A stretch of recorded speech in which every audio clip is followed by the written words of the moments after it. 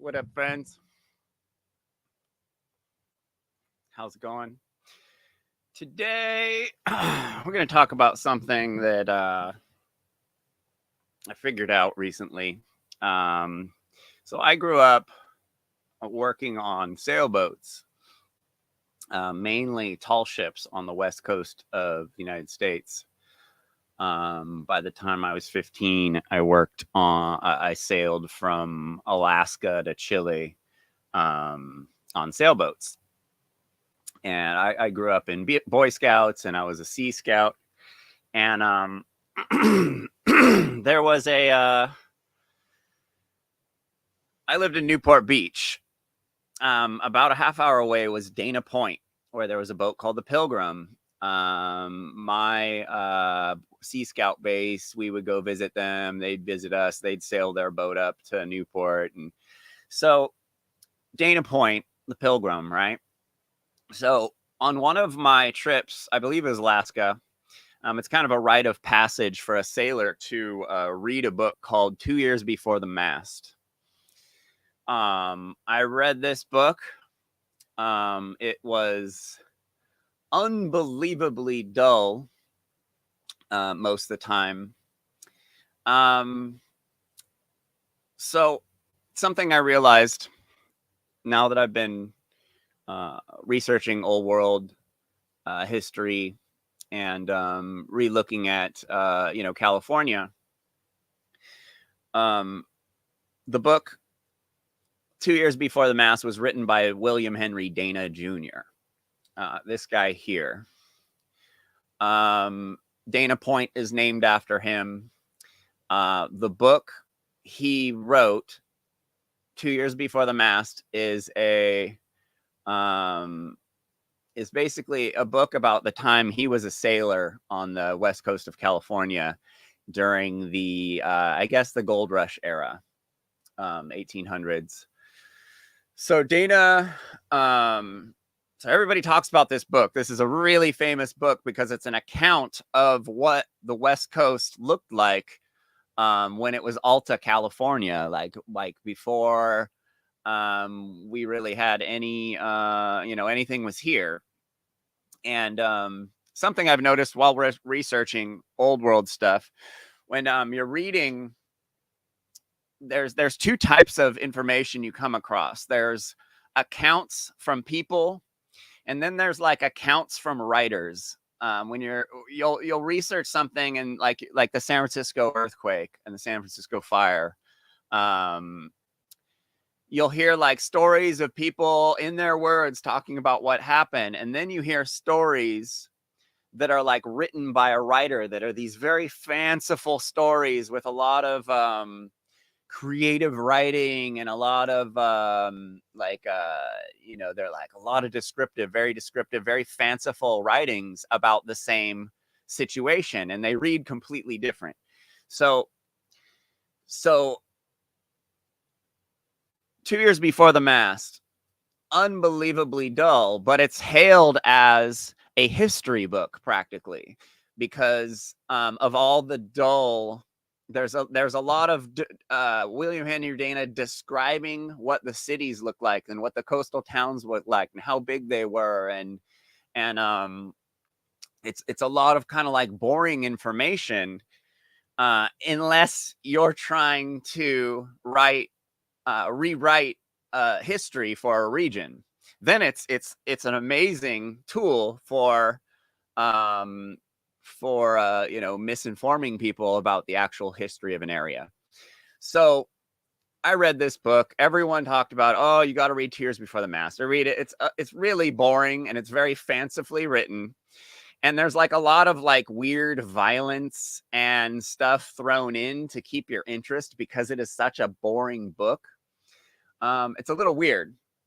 So anyway, I remember the book being very boring. And then along my researches and watching videos from other old world researchers, it kind of hit me like, hey, maybe Dana Point and 2 Years Before the Mast are just old school reset propaganda. Like any of these stories of these rich inheritors that we have. We have these fanciful stories that just don't sound real.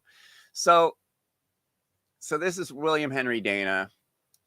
He's an American lawyer and politician from Massachusetts. So if you read his Wikipedia, it reads like a movie. Like, it just doesn't seem real. Like, it seems like something that was written about a guy. They found a picture of an old guy and they're like, hey, we need to rewrite the history of this area. So we're gonna write a book, an account about a guy, and we're gonna say, we're gonna describe what the West Coast looked like, and we're gonna say it was completely desolate when it wasn't. So if you read this, it reads a lot like a movie. This guy just accomplished too much in his life, too many weird things, and there's too much known about him. Like I said, there's like unnecessarily violent parts of the book that are kind of strange. So he's this was kind of weird. And then he also wrote a book about Cuba that's very similar. It says here, it said somewhere in here that this book is basically looked at as being a very important part of West Coast history. Not that it's a book of science or anything like that. It's just a guy's account of what he went through living before the mast. Before the mast is the forecastle. The forecastle of a sailboat is where the crew lives. 2 years before the mast is living. He lived 2 years in the forecastle of a sailboat on the West Coast. And so I believe, and then there is a freeway named after him down there. They literally named a city, a harbor after him. This is the book, 2 years before the mast, written between 1834 and 1836. Dana gives a vivid account of the life of a common sailor at sea as it really is. That's kind of explaining why it's so boring. So this book, what's wild about this book, so this book was so unbelievably boring, and it's been reissued like hundreds of times. And there's been several movies about this book. And it's not that entertaining. It's a really slow book, but it paints a picture of what the West Coast looked like in the 1830s that we don't have. There's not a lot of history about the West Coast. So